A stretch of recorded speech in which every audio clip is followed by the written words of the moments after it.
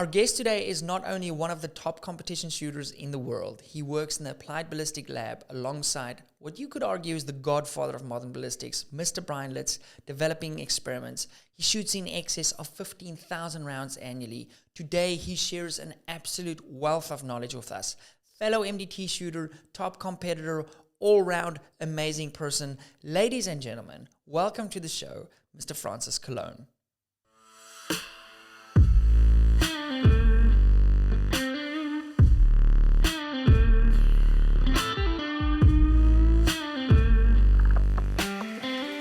Welcome to the show, Francis Cologne. Hey, thanks, Peter. Appreciate having me on. Yeah, so we met SHOT Show 2022. You just sort of came up to me. At that point, I had no idea what a freaking legend you are. And we had such a lack of chat, and we instantly hit it off, and we've sort of been chatting back and forth. And ever since then, or even before then, because before then you'd won the Gap Grind. Correct me if I'm wrong on your stats here, but yeah, you've been on an absolute tear when it comes to precision rifle. Yeah, I mean, I don't know. I think there's some guys who have a lot bigger tears, but I've had a decent run of it. I've had a handful of wins, I think four or five, and then quite a few top five finishes. I mean, I've got some hardware back there, but I mean, honestly, the game is something I really love playing just because of the people that we get to meet. I mean, you're a good example of that. I mean, just traveling around SHOT Show, meeting people that I've seen on either the interwebs or in person at matches. Uh, we meet a lot of really cool personalities in this sport, and a lot of them become really great friends. So, Something I can relate to also, I sort of came from a cycling background. All my mates were cyclists. And then when I got injured and I stopped cycling, all of a sudden you don't spend that much time with them outside of cycling, because generally the friendship is, we chat while we're riding our bikes for 5 hours every yeah, weekend. And then when I got into shooting, I built this amazing group of friends, and, there were so many caring people that would bend over backwards to help you. And it's such an awesome community. it is. And so, especially in the States, the way I've been treated when I've shot matches, they're like, the impromptu Vegas 22 rimfire match I shot a few years ago, people would just hand me a rifle, take a Schmidt and Bender off, put a new thing on like the morning of it. Was super, super cool. Yeah. No, there is an aspect of shooting. I don't really know exactly what it is. I don't know whether it's the cost, the time, or just the atmosphere that we're in. But I mean, we enjoy it.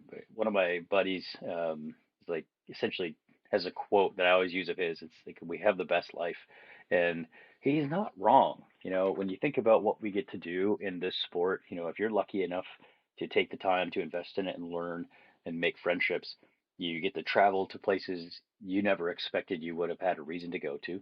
You see some small towns, awesome people, great food. I mean, what's not to love about that? Yeah. So I've had the opportunity to shoot the PRS finale twice. I sucked both times because the level of competition in the US is just so far beyond what we can imagine here. And but I would have never found myself in Elk City, Oklahoma, for example. And wow, Oklahoma is like an amazing place. I had a ton of time there. And some people will say it's the armpit of America. I found it freaking awesome.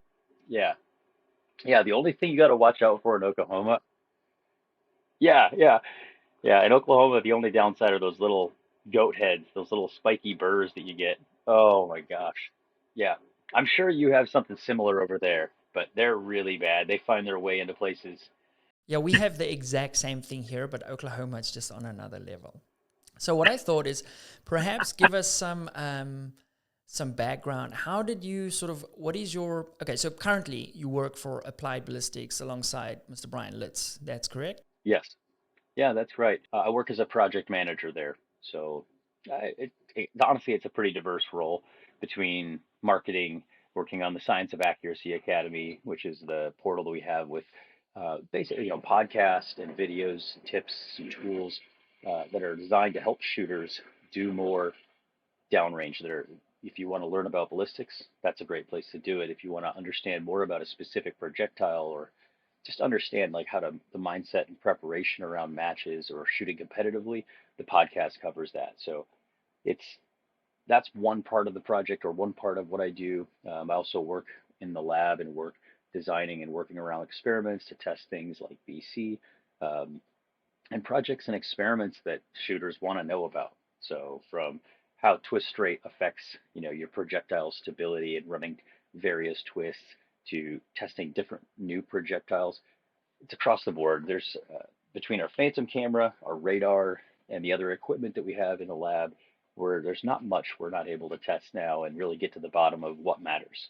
Guys, real quick, I hope you're enjoying the show so far. If you're on the precision rifle journey or long range shooting journey like I was, and you want to fast track your skills, but you don't necessarily have access to training in your area, I've got a wide variety of precision rifle courses and reloading courses that I put together that you can enjoy in the comfort of your own home, watch it out on the range, do the drills. That is going to be the first link down below this video, and it really goes a long way to helping support the effort on YouTube. With that said, let's get back to the show.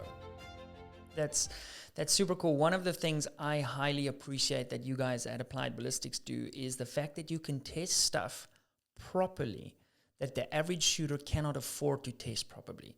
Because, we've hammered about sample sizes and, a 5-shot group statistically isn't that significant. But because of the budget you guys have and the tools that you have, you can test things so far beyond what the average person can test. And the fact that you share that information, and Brian is amazing with sharing the stuff on his social media, that we can absorb that and see, oh, your groups actually don't tighten up at 300 yards like some people claim. I really enjoy that stuff, and I think the community owes you guys a hell of a lot for testing that kind of stuff, and it really fascinates me. Yeah, appreciate that. Yeah. Were you a competition shooter before you joined Applied Ballistics? Yeah, I was in it would have been my second or I forget now, to be honest. I started shooting in 2019 competitively, but I've been shooting for quite a while prior to that. Not as much directly in PRS. My first foray into competition was in the F-class community, ironically via Brian. So I had ordered his books, didn't know that his shop was just 5 miles away, and I didn't really know who he was. I just heard and read about him on the internet. Just like, you've got to get these books. Ordered the books, and it wasn't 30, 45 minutes later, a knock on my door because it was just before Christmas or New Year's.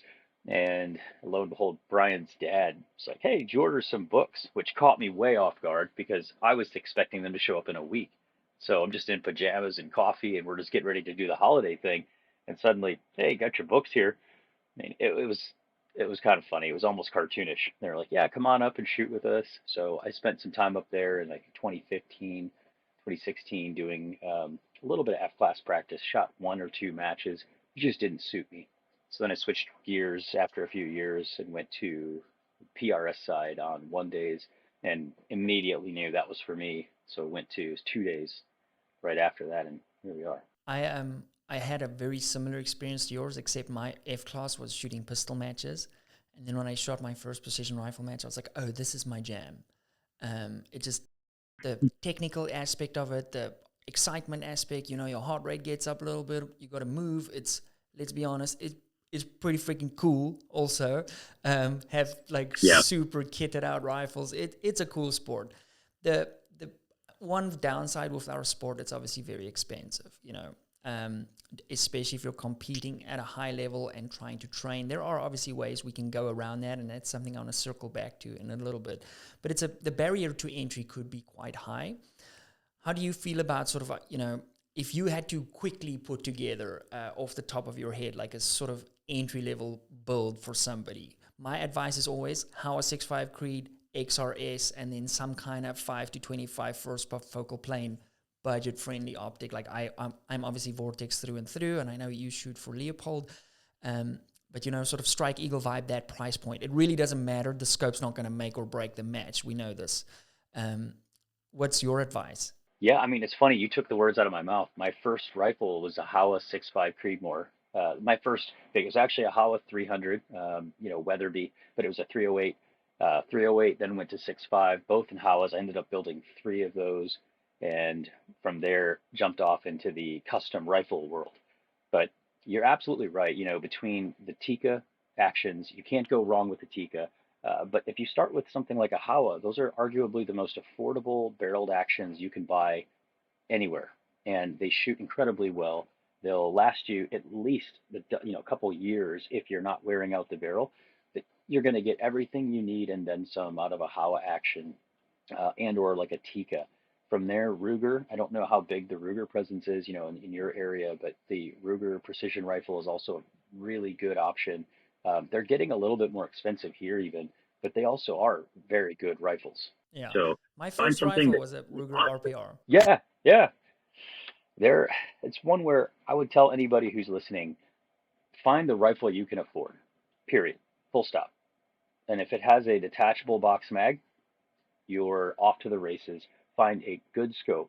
The one caveat I would say on the scope is make sure you've got external turrets and it's got a reasonable reputation or at least a warranty to make sure you can fix something that's not right. Because unfortunately, this sport requires a lot out of your gear. So if you do bang it or drop it, you need to be able to get back into it without having sunk $1,000 that you can't fix. For sure. I always say, like, when a rifle is a very simple piece of equipment in terms of, action, bullet, primer, all of that is very simple. The Yeah. optic, on the other hand, gets a little bit more complicated. And as you say, we use our stuff. And it's not a matter of if, it's a matter of when, until you bang that scope against something. And you want to make sure you're backed by a good warranty, especially if you're in my country. I've had some friends that have shot the zero compromises, amazing optics, great glass, have some parallax issues. They've been without their optic for months trying to fix that, Wow. because the service is just not there. So here, and that's something why I also, when I started shooting, gravitated towards Vortex, because they have such a good presence here, and the warranty is like this. I've broken a carbon fiber tripod, 2 days later, new tripod. There was no questions asked, and that's something really cool from a support point of view. And obviously, Leopold is very well supported here too. There's big agencies. So I always say to the guys, try and stay away from like new brands and things like that, which is almost quite sad, because we need new brands to also come up and do well, because, a rising tide will lift all ships as they sort of compete with high quality optics at a lower price point. It will force the other people to compete for that market too. So it's a good thing.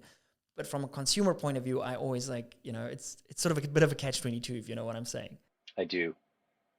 So quickly circling back to applied ballistics, what is the most fun thing about your job? Because I think playing with that Phantom camera, for the guys that don't know what the Phantom camera is, this is, as far as camera porn goes, that's about up there, because you guys can do some freaking incredible stuff with that thing.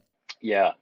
The Phantom is one of the coolest toys that we have there at Applied Ballistics. Just to be able to flesh out uh, things that are not normally observable.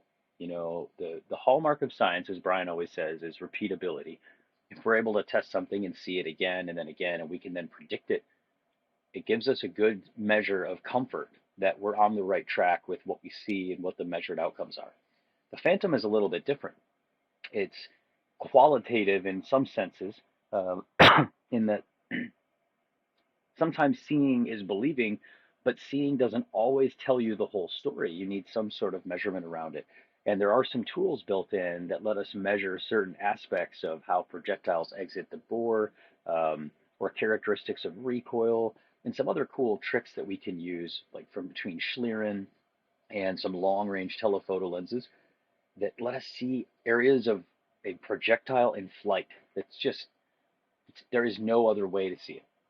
And some of the images that I got early on when learning to use the camera were pretty astounding when you watch the muzzle blast, completely envelop a projectile out of the muzzle, and then it just exits.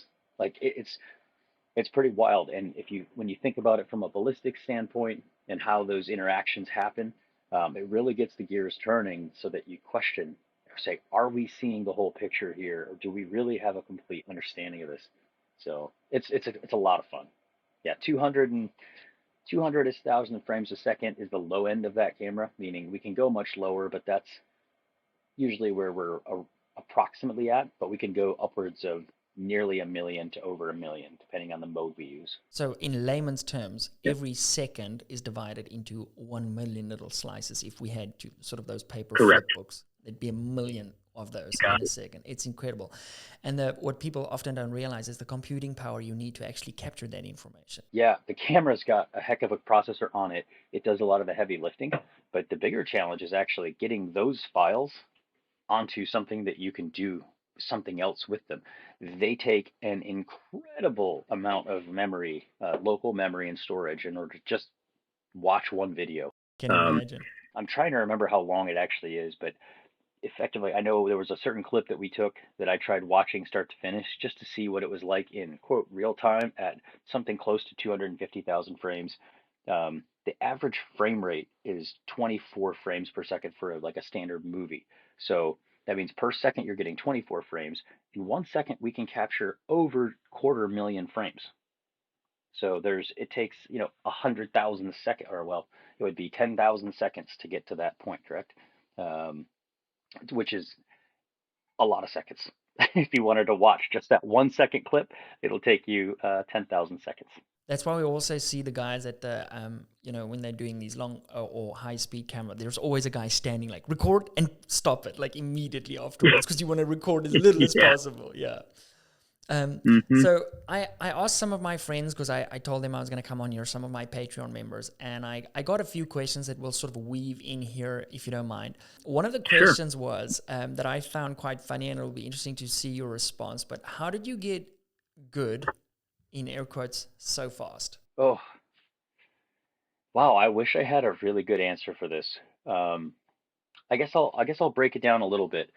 You know, I don't think that I don't think it's not unrealistic to say that skill or innate hand-eye coordination does play a role in this sport. So if you're naturally a little athletic and you have good hand-eye coordination, I think you'll generally progress faster than those around you. That said, much of this sport is purely based around how well you can take a big item, break it into a chunk, and become expert in it. Break off another chunk, like an orange or like an onion, you're peeling back layers, but then you have to reassemble it. So everything from how you assemble your gear in your pack so that you don't have ambiguity. Oh, where's that one bag that I needed? Oh, I didn't bring it. And that sounds like an innocuous example. I just forgot a piece of equipment at home. However, early on, if the gear that you need isn't at hand for you to train with, or you're just slowing down the time that you're spending an hour here, an hour there to get good with the equipment you run, how you reload, how you practice, somebody else is being efficient. And for every hour you put in, their hour may be closer to 2 to 3 hours of your practice because they're very efficient with their time and what they're practicing matters more to them at the time that they're practicing. So I think it was just a little bit lucky, but also just how my brain generally works. I tend to segment things down very well to become expert and really go deep dive. So my suggestion, if anybody really wants to get good quickly, would be just get a baseline, find somebody who shoots the sport of PRS near you, watch them shoot, say, a mini stage or a practice stage, and try to do what they did. And if you record both of those and just happen to watch them side by side, my guess is within a few seconds, you'll notice 4 to 5 items that somebody who's experienced will vastly outperform you in, just from placing a bag and the precision with where your bag is placed on a prop. How well your rifle is aligned to a target. How fast did it take you, or how long did it take you to acquire your target? Those are just three examples of items that generally cause speed, which costs time. Time costs you to not make a shot. You lose points and you get frustrated. So I personally, I practiced a lot on speed and efficiency early on, just so I could systematically approach everything and have more free time to make a better shot. Yeah. I also found if you nail that, it sort of frees up that mental capacity to take into account what the wind is doing. How's the dust kicking up from the target? All of these other things, because you almost have extra bandwidth available. You absolutely do. Yeah, if you get really good with your process, between fundamentals of marksmanship, bag placement, how you even just so simple as how you put your dope, on your data card. So I'm trying to grab an example here.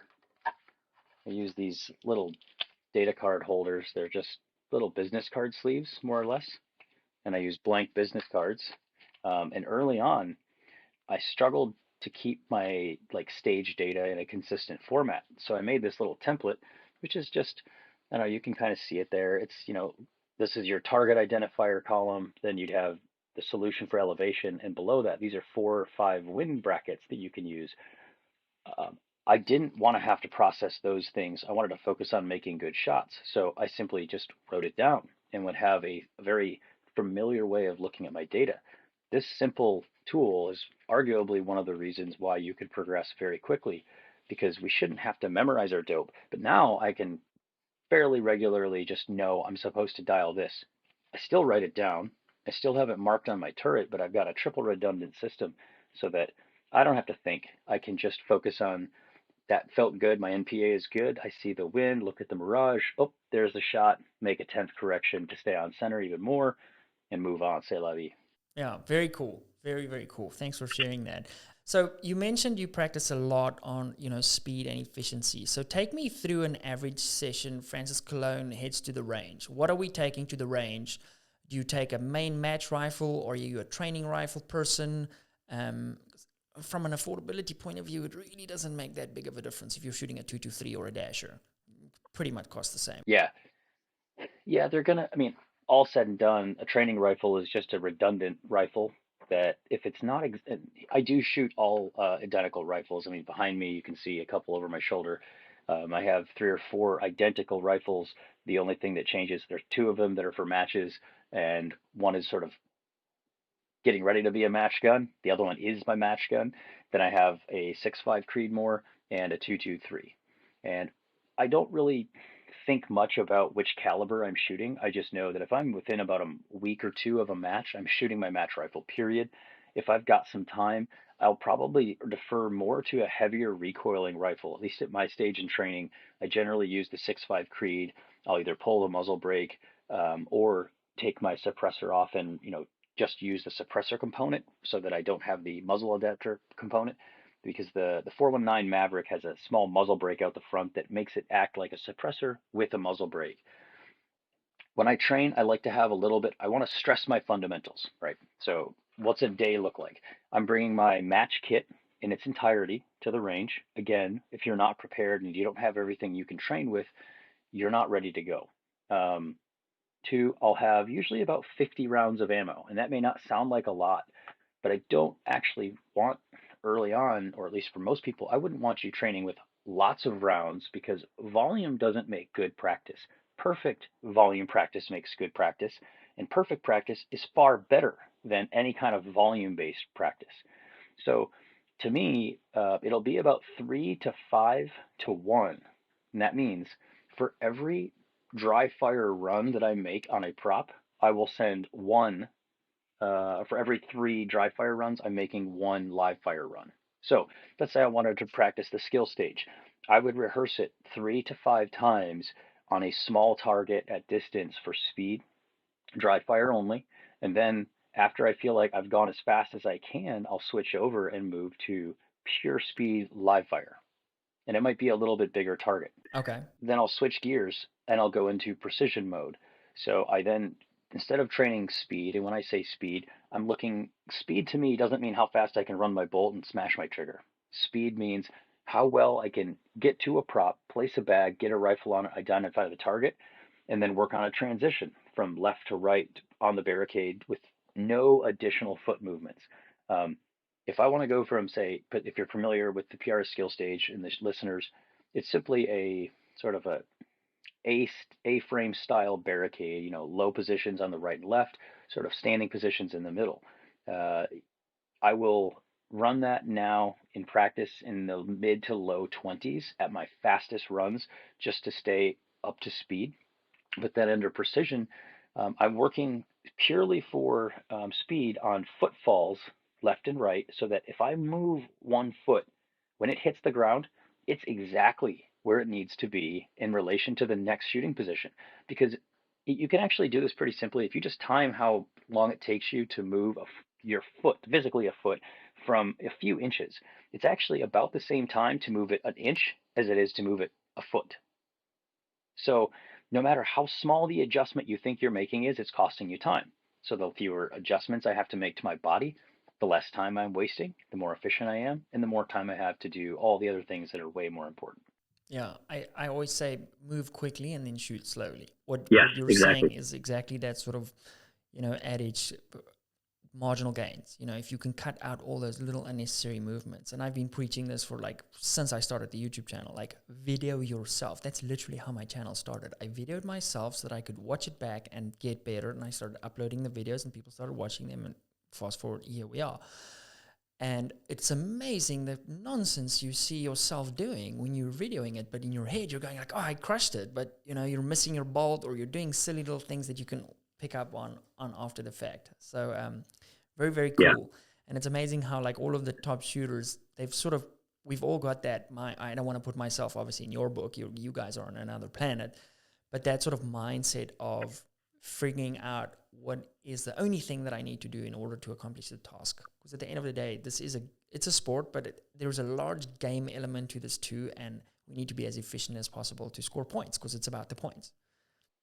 Yep. I want to quickly transition. We'll get back into some serious stuff quickly. This is a little section that we're going to call shots fired. So I'm going to hit you with some questions and use this first thing that pops into your head. Some of them are factual, but some of them are, yeah, let's go. Okay, so first of all, your age. Right. 41, I think. Trying to remember. How long have you been shooting for in total? 13 years. Wow. Average round count per year, excluding work. That doesn't count. Yeah, without work, about 15,000. Holy mother. Favorite cartridge you shoot? 6-dasher. Okay, snap.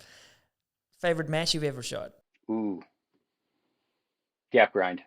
Okay. MOA or MRAD? Mills all day. What is that other thing you speak of? Yeah, MRAD, mill radians. Okay. Favorite support bag that you use? Armageddon gear +1. Attached to the rifle or not? Nope. Free bag. Tripod for reader support? Not usually. Not usually. Okay. Tailwind or a crosswind? Crosswind. Okay, all day. Okay, cool. That All was day. good. Acceptable SD, by the way. 8. 8. Acceptable group size to run a precision rifle match? Half to 3/4 minute. Depends on the number of shots. So I would say if you're talking 10 shots, 3/4 minute, plenty. 5 shots, half minute, plenty. Awesome. Cool. Well done. I think you crushed it. Cool. Right. So No reshoots? no, we're good. So we spoke about your average day training, and it's interesting for me that you actually go out to the range with your entire match kit, and I think that is very valuable, and that's perhaps something that I need to implement, because sometimes I'll just grab whatever rifle and a bag and a box for ammo. I don't take my dope card. I don't take anything like that. I just would like write my dope on the hand. But it's almost like that train now you race type of situation, and I can relate to that. Yep. And that's definitely some changes that I'm going to make. So thank you very much for that. You're welcome, man. I think what's I found. I used to do much what you do or do now, or where you just take exactly what you think you need. You get to the range and you start working on something, and you identify that the weakness you have is maybe solvable or could get better with one piece of kit that's at your house now. And so you're like, oh, I'll train that next time, and you forget. And then by the time that next match rolls around, you're like, a scenario inevitably will occur in that match where that one thing you needed to train shows up, and it costs you a few points. And those might have been the few points that cost you the win, or it cost you your best finish. I don't want to be that guy and let that opportunity slip. So I started bringing everything just to experiment, find unique combinations with what you have and how you can make it work better for you. And usually you've hit on something that works really well. So I actually had that happen a year ago at my last two. I haven't shot a 2-day match in a year and like 4 months. So I actually fly in 2 days. I fly to another country here, just a neighboring country, to go shoot my first 2-day PRS match in quite a while. Unfortunately, PRS is sort of, it's like iffy where I stay down in Cape Town. The rest of the country, it's pumping, but here it's like, yeah. Anyway, so I'm flying to go shoot this match. I'm super excited about it. But anyway, long story long, they changed the rule where you could deploy a tripod prior to the stage. And I've never been a tripod rear support guy. I've always been a believer of Hmm. one bag. Well, not always, but as soon as the sort of light went on for me, I was like, I'm a one bag man. I want to solve problems. I want to be an efficient marksman, and I want to, have gimmicky stuff, because realistically, in a real world scenario, I can't set up a tripod and a front bag, and But if you're competing for the win, you're shooting off a super wobbly boat in 30 mile per hour winds at a MOA target at 700 yards or whatever the case may be. Perhaps on that stage, you might want to consider a rear tripod, because the competition here too is very much the top guys are like, it's a hit or a miss, and that's the difference between like winning and third, usually, because it's Yeah. very close at the top. And on this particular match, they said, "Oh no, you can deploy your tripod before the time." And I was like stubborn, and I'm just gonna one bag this, and I like lost 3 points on that stage, and I was like, "Damn it, you idiot! Why didn't you just take a tripod already?" But so we learn. Yeah, I was going to say tripod rear support is one of the most underutilized tools, even by me. My buddy Chad Heckler, a good dear friend and competitor, we have the Miles to Matches podcast together. He swears by tripod rear, and if he could do it on every stage, he would. I try to go the other way and use mainly a bag just for consistency purposes, because there are times where I've gotten caught up by a tripod, but it's simply a training mechanic. You just got to get used to how to deploy it, where it's stable, and how to maneuver it so that it stays in a good spot for you. I've generally, the golden rule with the tripod for anybody listening is always pull it towards you. As soon as you start pushing on the leg you're manipulating, you're in trouble. And then Yeah. inevitably you'll chuck your tripod off to the side and pray you practice with one bag more. Okay, so let's get into some of Francis's tips. What would you say is your number one reloading tip? What should somebody worry about when they're reloading? Oh, this is one I think everybody who it is, but I think anybody listening will hopefully be surprised and relieved by this tip. Don't stress about your reloading. That is the biggest tip I can give you. I spent 10 years hand loading before getting, or just about, I mean, since 2009, I guess it was 2009, so just about 10 years prior to getting into the PRS. And the amount of time and rounds I spent trying to chase a smaller group and a lower SD, to be perfectly honest, reloading is very simple. You buy the best components you can possibly afford. You put them into brass that you've processed exactly the same way over and over. And if those two things are consistent, you'll have the best quality components and ammo that your rifle could have, short of changing up different components. So the sort of holy grail of trying component for component, at some point you're running into this thing called marginal gains. You're not going to gain, call it a match win by 1/10 of powder or 10, 20 thousandths in seating depth. That's not the difference between 30th place and a winning a match. The difference is somebody else figured out early on. Don't stress about this. Make it consistent, make it easy to shoot, don't overpressure it, and then back off a little more so you have some margin of error and get out and shoot. That will make your hand loads not be the source of error that they can be if you're pushing the limit. Very cool. Thank you. Now, what would you say from I guess, once you sort of have your rifle dialed in elevation wise, you've got your firing solution relatively trued. How do people manage the wind? What is your wind reading tips? Because you've obviously, correct me if I'm wrong, but you've gone and spotted for like King of 2 Mile for Brian and the team before? No, I haven't gone out with the King of 2 Miles and the ELR team. I have for we have a rimfire equivalent called the King of .28 mile. We went out with the AB lab there and spotted for that, and I ended up spotting for a lot, which I'm not sure which one's harder. I've spotted for a lot of our ELR stuff in practice and just doing lab work, but the 22, you get past 300 to 350 yards. 22s are incredibly difficult to see downrange. So it takes a very trained eye. You can't see the dust kick up. Yeah, there's almost no signature downrange. You're looking for a flicker of grass that was once like, so there's, let's just imagine these are all grass blades. One of them will flicker as it's going through the target or near the target. Or you just see two little pebbles fall down a berm at 500 yards that are the size of a BB. And that's all you're looking for. And if you see that, okay, I think I have an answer, make a solution. I think rimfire is nearly as hard to spot for at distance than ELR, even at 2,000, 2,500. Being at 700 yards is nearly as difficult with a 22. The big problem for me sometimes when spotting, when we're shooting sort of extended ranges, is just the optical quality, environmental conditions. You've got mirage to deal with. So, at 500 yards, a Hmm. berm is still clear enough where you could see the pebbles, but at, 3,000 yards, the mirage could be so bad. It looks like you're looking, like your vision's going. Yeah, well, I kind of cringe on some of the calls that I made early on in my career, being absolutely sure until knowing what I know now. Yeah, there was no way to make an accurate call at that point. That becomes a guess and check method. You have to have a plan. So I think sort of to what you started asking was about wind management and spotting. Um, Having a plan for what the current conditions are is the first best order of magnitude approach you could have. The next order of importance is having a plan for what happens if the plan A doesn't work. What is plan B? What is plan C? And what is plan D? And then just keep on going on. You just keep trying things. But it's not just guessing. It's planned guesses because you can actually use history to tell you what should happen next. So I'll walk through a quick example, and this may help illustrate what I mean.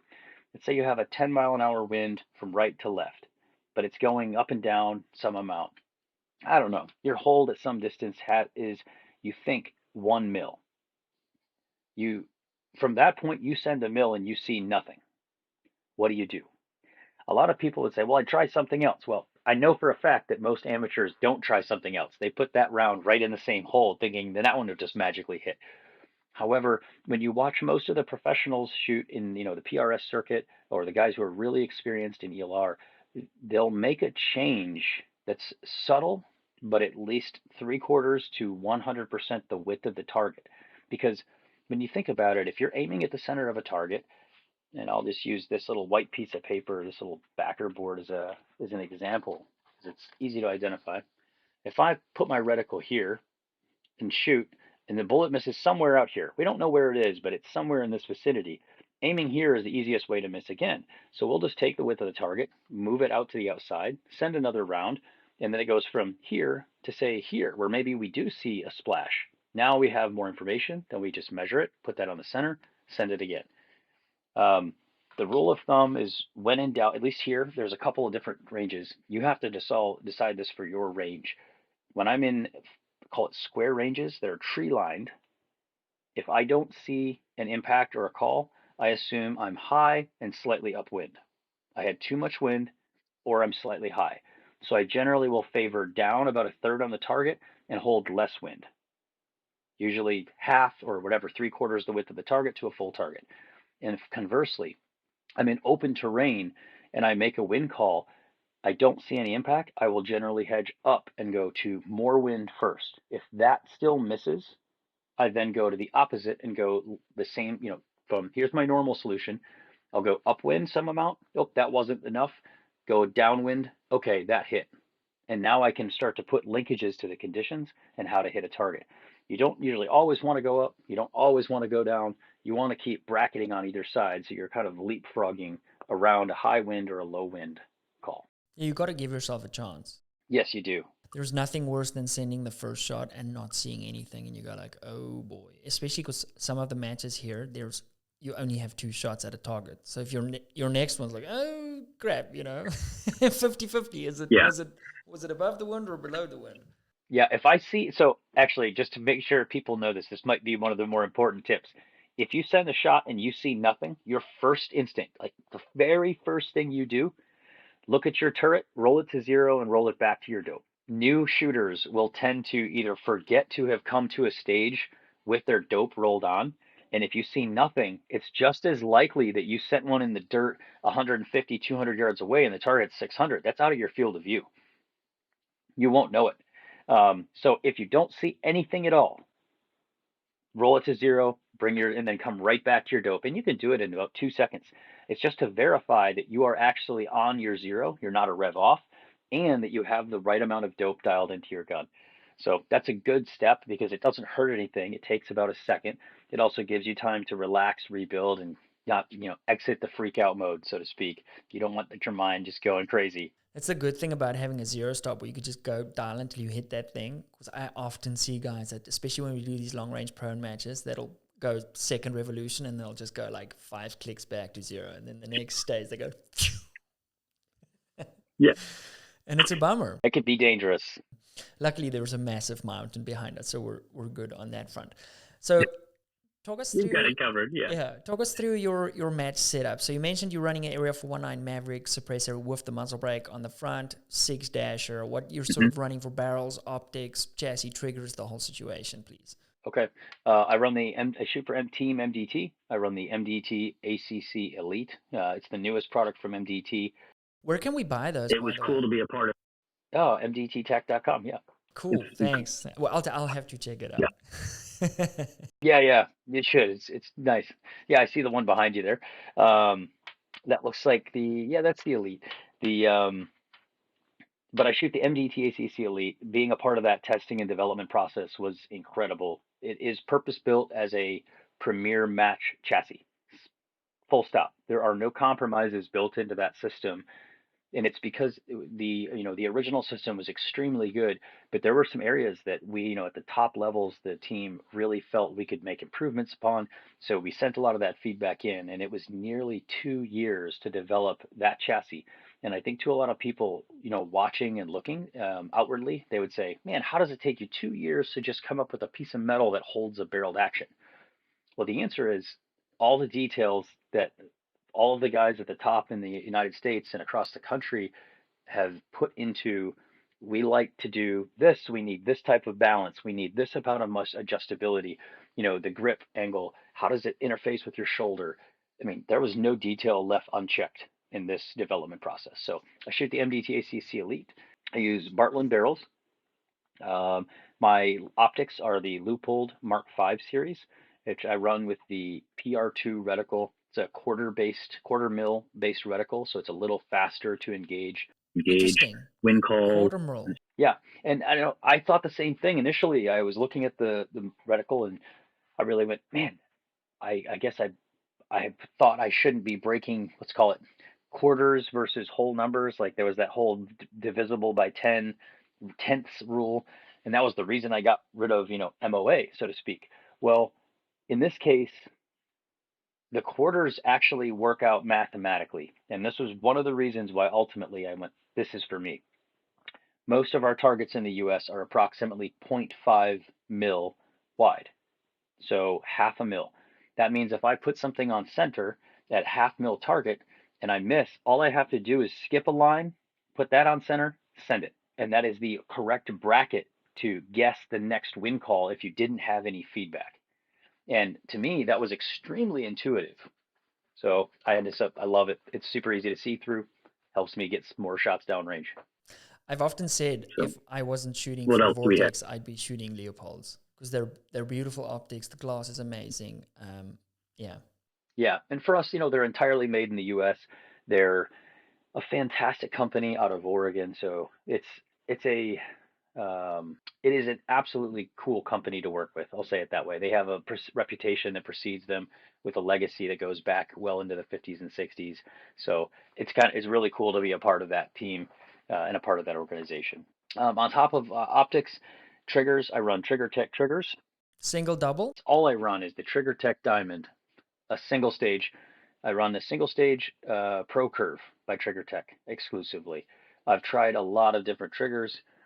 There's just nothing I've found that is as consistent from the break point back that I don't have to tinker with. I don't want to have to set sear engagements and do a bunch of odd things. So I've stuck with it. And Mark is taking great care of all the PRS between Mark Skell's team and the rest of TriggerTech. They're super innovative and cool designs.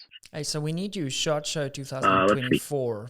Me, you, Jake, and the TriggerTech boys. Nobu, Shushi. We win big. All right. Yeah. I saw that. I saw Jake Nobu with Mark. Yeah. We'll have to make it happen next year. They recently released some Glock triggers and stuff, and something that I'm very excited about. Well, it's not released yet, but it's coming. at the end of this year, and I was speaking to Mark because they also made triggers for Howas, which is something I'm really excited for. Because like that's my one critique of the Howa. The trigger is not wonderful unless you tinker with it a little bit. You can get it pretty good, but stock it's not money, you know. So I'm excited for that from Trigger Tech, and I think Agreed. it'll be a great upgrade for guys that have invested. Because once you go chassis, Howa, you know, Skypod, glass, it's still an expensive rifle, but your trigger's not great. So that could be a very nice little upgrade for the guys that have already sort of reached that limit of what their system holds. Anyway, back to your rifle. What action are you running? The Impact 737. So back when I started, I had to make from Hawa, and I made the switch. When I made a custom switch, the first thing I thought was, what action do I get? This is the core, it's the nucleus of your rifle. And after a lot of searching, I had heard about this 737, this impact action that's kind of taken the market by storm. What's the deal? Well, it was designed by a shooter named Tate Streeter in conjunction with another engineer that he works with and a shooter that he knows. And the action is designed to run in Oklahoma. And anybody who comes to the U.S. that has shot in Oklahoma knows how much dust, debris, and just pure stuff will get into your rifle because of the wind. So if it can handle Oklahoma, Utah, in the worst conditions, it runs smooth, it doesn't bind, and it does everything I need. And the only thing I need an action to do is open, close, and eject a piece of brass every single time. And this will do that every single time. For the guys that haven't shot in Oklahoma, when Francis says dust, what he actually means is moon dust. This is you cannot explain this to somebody that hasn't experienced this, especially there where I shot. It was, and couple that with winds, it's really incredible. It does put your equipment to the test. So yeah, very, very true. Yeah, I'm gonna illustrate Oklahoma dust. So the rifle on top there has been to Oklahoma, and it was there about 3 months ago, 2 months ago, and I washed it off, got it as clean as I could. This is a brand new white patch. Just for reference, We might have to talk to Francis about his cleaning regimen if it's still dirty. I don't know if you can see that, but this was cleaned. All I had to do was wipe it, and I got dust all over me. The orange dust is so fine, it gets into everything. So yeah, so that's the type of dust that impacts are designed to shoot in. So if it can handle that, that can just get literally anywhere, uh, it can handle anything, in my opinion. And then for So yeah, impact action for me. bipod, it's obviously Skypod. And are you running the standard Uh, Skypod, the double pull, or what's the vibe? I run the SkyPod standard height single pull primarily, along with an Accutac BR4, BR4. So I run two different. Although I did just get the new ground pod, and that thing is wicked cool. I can't say that I had enough time behind it last year. I didn't get any of the samples and the prototypes, so they just sent me one to try. It is awesome. To the point where I may be actually using that in place of my BR4. What I sometimes find here, and perhaps you can relate to this, is our matches are sometimes so heavily positional matches where you're shooting off barricades or rocks or whatever the case may be. And because I tend to shoot, I'll bag a obstacle where some guys would shoot with their bipod and a bag off a barrel. I just go with my bag. And I've shot matches where the only freaking thing I used my Skypod for after 2 days of shooting is to put my rifle on between stages. hmm And that sometimes could be an I arse know that burner feeling. if you're spending that kind of money on a bipod. What is cool, obviously, it's Arca, and if all your rifles are Arca, you just switch back and forth. But you can do the exact same thing with the ground pods. So I also have a store, by the way, Yeah. where I sell precision rifle goods that we ship all over the world, and the ground pod has been a phenomenal seller. Yeah, it's extremely rigid. There is a bit of a Yeah, I was delay for the just gonna guys say. watching this, so sometimes like we're not quite sure who's gonna talk because there's a slight delay because I'm on the other side of the world. Yeah, yeah, your turn. Go ahead. Something we glossed over on your rifle, but there's some DIY 3D printed stuff on your rifle I noticed the other day, like a little thumb shelf and a couple of other goodies. Do you want to tell me about those? Because I believe you designed those yourself. I did. So they're I'll just say they're something that I've been working on, that came out of the need to have a more ergonomic fit for the rifle to fit me specifically, the way that I handle recoil and the way that the rifle interfaces with the bag. There are a lot of products between the Baker Wings and a few other, like the Sykes roller, the Sykes clutch, and a few other products that are designed to either help you get a grip on your rifle, manage recoil, or interface with it. I wasn't thrilled with the way that those solutions fit me personally, and some of the physical interactions that they create around the bag and the rifle. So I came up with a design to change the way that the rifle interacts with your bag and also the way it interacts with your thumb so that it forces consistency of the shooter's alignment down the rifle. And at some point, if it comes to something, I use them personally, but if it comes to that, MDT may be looking at them, but we haven't really gone down that road. So we'll see if it pans out anywhere, if it becomes, interesting to customers. I think it's very interesting. I've been tempted to, because I've got a 3D printer and I love designing stuff and like SolidWorks, and I mess around with all kind of things all the time. Something that I've noticed is with the Baker Wings, and I'll try and illustrate this for the guys, but if I'm gripping my bag with my sort of support hand, I want to get more in line with my rifle for where I'm holding on to the forend of my rifle, and that's something where I think that little thumb shelf is the sweet spot there. Because the Baker Wings are awesome, but it just feels like my rifle is slightly too wide. Yeah, that was similar to how I felt, but this was more, in transport. Another logistic issue is transporting the rifle from position to position. The wider you make something, the more hand space you need. It's hard to get a firm grasp on something that's 5 to 6 inches wide and still have enough meat on your side of your fingers to actually securely move it, hold it, and set it down. Whereas, the more in the middle of your palm of your hand you can keep it, the more secure it is. So I was trying to sort of maximize the benefit of transportation, ergonomics, driving the rifle from the same way, as well as speed and rifle tracking. And it's a solution. We'll see if it comes anywhere. I've been choosing it for now for about 2 years, not quite 2 years, year and a half, and with second iteration or third iteration at this point. And I don't think I can't shoot without them anymore. I can shoot without them. I just prefer not to. So my practice rifle actually does not have some of the other features on it. I leave those off because it's so difficult to shoot without those now that I actually want to keep training a sort of standard rifle with just a weight on the left side as a shelf, and then I'll use my match rifle to interface with the rest. And it's very easy to see the difference in how I manage recoil and how I manage the reticle motion, going back to the one that it's designed for me. Yeah, it's very, very cool. Interesting. It's fun how with 3D printing technology, we can make these things for ourselves. Like, it's amazing the stuff that I've made just because out of necessity. And now all of a sudden, the technology is there where I can have a working product within like a couple of hours. The 3D printing obviously takes a little while, Yeah. but it's like the opposite of having something CNC machine and the enormous cost that would go with that.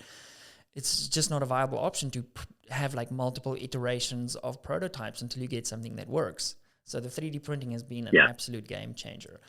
So a couple of last questions. Do you dabble at the moment in other forms of shooting, or are you mainly focused on, let's call it, precision rifle? Mostly focused on precision rifle. The I do shoot a little bit of 22, so PRS 22, so same style, different cartridge, and I've definitely Chad and I, we shoot a lot together. We have considered going to other genres just to get the experience of learning what it is to be new again in another sport, because there's the art of learning is not just can I learn the thing that I have in front of me that I'm almost expert in now. It's, well, what have I forgot about learning? And does if I went to shoot F class, if I went to shoot USPSA or IDPA or trap shooting, skeet shooting, all of those skills and all those sports have their own set of skills. And I would wager that PRS has helped us learn how to learn, so we would actually do better in all those other sports much faster than we normally would. So we have this kind of idea of maybe later this year to early next year going out to shoot a 3-gun match, shoot a 2-gun match, shoot an F class match, just try all these sports and just see what it's like, see how we do. That would be very cool. It's funny you say that because I literally have a clip queued up on my Instagram because a friend and I had a podcast last week and I was talking about the skill of learning new skills because it is such a superpower and you can apply that to business and anything you want. So it's very cool to Agreed. hear you saying that too. My last question for you, I know you got to get to work. It's still early there in the morning. Yep. How do you go about mentally focusing throughout the course of a 2-day match weekend? Well, so regarding mental focus throughout the course of a 2-day match, I think this is arguably no, this is the hardest skill that you'll learn in PRS. And it's because it's not a skill that the PRS it's exclusive to PRS shooting. It's a skill that's exclusive to life.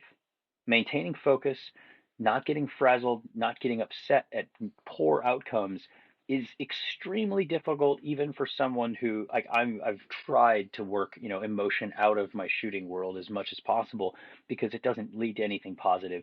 My buddy Chad and I talk about this all the time, and I consider him to be the king of lack of emotion on the gun. He's simply sends around, looks for feedback, sends around. It doesn't matter if it's a hit or a miss.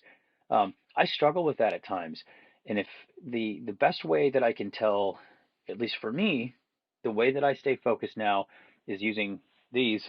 I have music going between stages at a very low volume, like literally just above audible volume, so that I can hear it, and it's keeping me engaged with music simply so I don't get bored.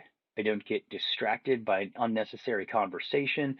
If I'm working on my data, I have something to do, and I've kind of isolated it down to the cadence.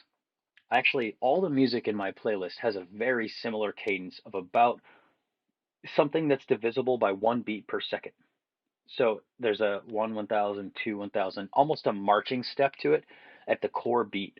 And I've found that just personally, that rough tempo lets me just keep plodding on. I can send, my bolt rhythm tends to be the same, how I write my dope, how I read my stages. It's actually slightly slower than I generally think or talk, so it helps me stay slow, smooth, and calm. I think music for me is the largest improvement I've made in my mental focus by being able to isolate from the rest of the world and just listen to music. Uh, Super interesting. between I was not yeah, expecting you to say it's that. odd. Nah, I can't say that it's any other thing because if I'm listening to music, well, I guess I'll ask this and maybe your listeners can think of a situation that they could relate. When you get really deep dive into a project, let's say you're deep into an editing session and you're like, oh, I got to tackle this. There's a point, whether you're designing something, whether you're editing, or whether you're about to take a really cool photo, where you're so intensely focused, nothing could happen around you that would break your focus from what you're doing. It's like the flow state. Yeah, like a flow state. Yeah, you're so intently focused on, oh, this is so cool, and you're enjoying the process that your attention can't be broken, which is what you want to be. You want to be in sort of that hyper attentive mode where you're just enthralled. And then when you don't have to be and you don't have anything else going on, you need to be able to disengage and just exist and not exist with a conversation with buddies or trying to go fiddle with gear or overthinking the next step in your process. Just, nope, my checklist is done. I'm all good. Now I'm going to sit and rehearse. What do I have coming up? Next stage. And I'll just sit and I'll bob my head to the beat and just go look target one, target two, target three, and rehearse over and over and over. So by the time I get to the stage, I have probably shot the stage in my head at minimum of 5 times, if not 10 to 20 times, depending on how long. Same thing while you're spotting. If between stages I'm spotting, I'm rehearsing me shooting. Somebody else is pulling the trigger. I'm just looking at the target, calling a hit or miss, or I'm just going 1, 2, 3, 4, 5 and making sort of rehearsing the stage in my head. To me, that is the way you get mentally focused in a match, is simply stay by yourself to an extent. Like converse with people when you have time, but stay behind your music, stay on your glass, and rehearse your stages. Very, very insightful. Thank you. I've been very guilty of, initially I started doing came stone dead last my first match. I think I got third at the next one and then started like winning pretty easily. And then the YouTube thing came along, and now I'm managing camera stuff, and I'm like vlogging the match and the whole situation. So my focus is so all over the place. Like now it's like I struggle to win. And in the beginning, I used to do the same thing. I used to, not the music part, but I used to be on glass while every single person shoots. Now it's become a case of, hey, Pete, it's your turn. And then like, oh, crap, let me grab my stuff and like run up to the stage and like, okay, cool, and hope for the best. That's sort of where I am now. Because my focus shifted from trying to be like super competitive to, I'm just there to have fun. But I think this coming weekend, we might actually try your strategy and see how we do if we focus a little bit. Yeah, I think that would be good. Give it a whirl, and maybe simplify your get down, right? Just get a simple GoPro or something you can set on a tripod that just films the process of you being focused. That's what I'm gonna do. I Cool. already said to my wife, I'm not flying with my whole camera set up and multiple tripods for cameras. I'm GoPro. That's it. There you go. So what's next for you? Have you got a big goal that you're working towards, a big match you're training for? Are you in the running for the season? Your season probably is just sort of kicking off now. Yeah, season's just getting started. Big goals. Yeah, I had some goals earlier that are still I'm still working on them, but still going for a golden bullet, trying to vie for the top 10 and the overall season win. The AG Cup is just as competitive as ever. So we have the top 30 shooters across the country, or top 40, that'll compete at the end of the year. I've placed very well at the AG Cup each of the last 2 years that I've placed it, and actually third year. I just barely missed the cut into day 3, my first year shooting it. So, but having made the cut each of the last 2 years, the goal is again to continue that, win the AG Cup, win a gold bullet, and finally break my finale woes. I've had a bad spell of luck over every year the last 3 years at finales, but we're going to turn that around this year. So, oh man, I'm rooting for you. It's so, for the guys that have never shot a competition and that are just listening to this, that, just for the golden little nuggets of information, you have to have your ducks in a row to stay mentally focused. The competition is so good, you cannot make one silly mistake. Yes, you can miss on wind here and there, but you cannot make a mental error. It's just, you're gone if you do that. And so, yeah, man, I'm pulling for you, and I absolutely believe you can do that. And officially, you're the Guinness World Record holder for fastest skill stage ever. Without trying? Yeah, a low 30s, and you got a 26 point something, right? Yeah, 25.96. Goodness. I thought I was quick. Like my fastest one ever was like 36 or something childish. So you just took 10 seconds off that. So I'll perhaps go do a dedicated YouTube video where I try and beat your time. Dude, I think you should. I mean, 17,000 rounds played. I'll say this again, do it dry fire just so you can see how fast it takes. But this is what was impressive to me. The faster I go with the skill stage, the more I recognize how small motions matter more than you possibly know. I can tell from how the rifle hits the bag, whether like from the first position, every footfall to the rifle placement on the first position, whether or not it'll be a 22, a 24, or a 26-second run.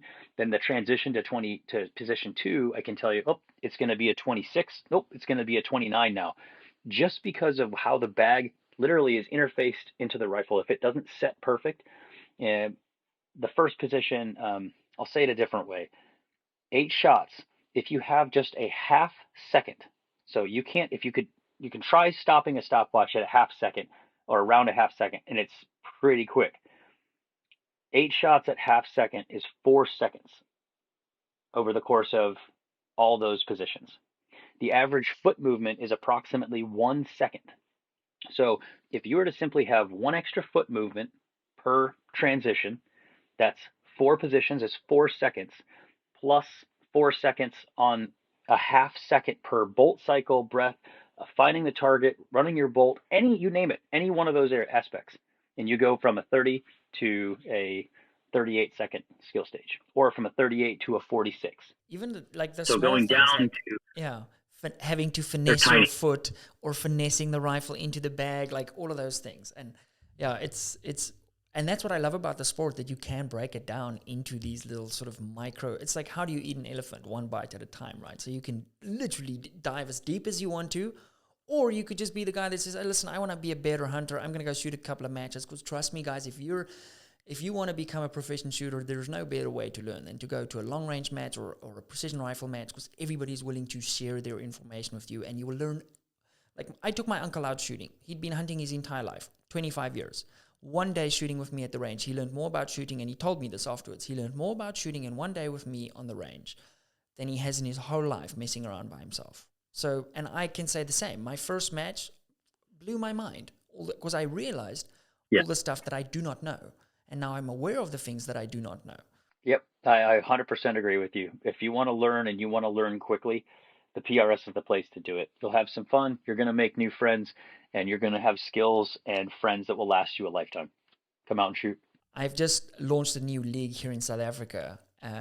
It's sort of like a fun league, but we've got 70 entries for our first match, and that's the spec was 60. People begged me to add more, so we've got 70 now.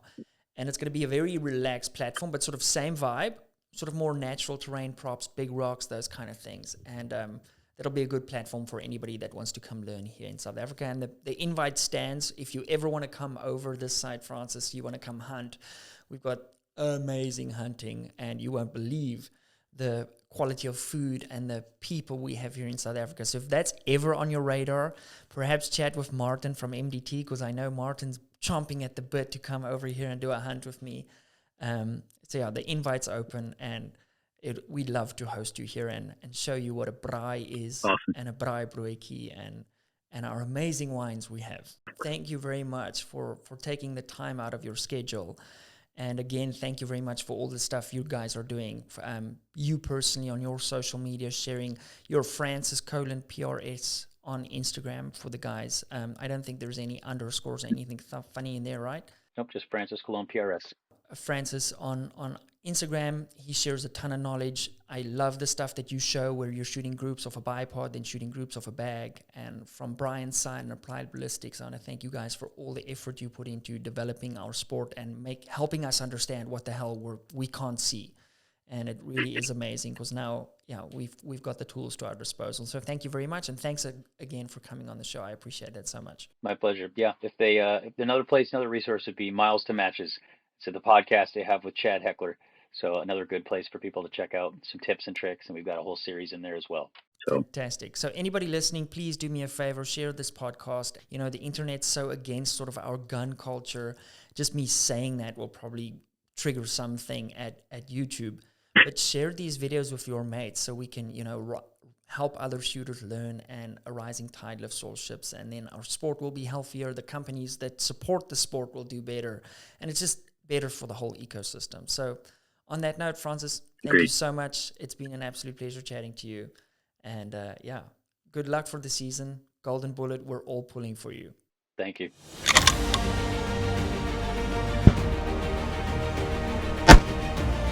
Good.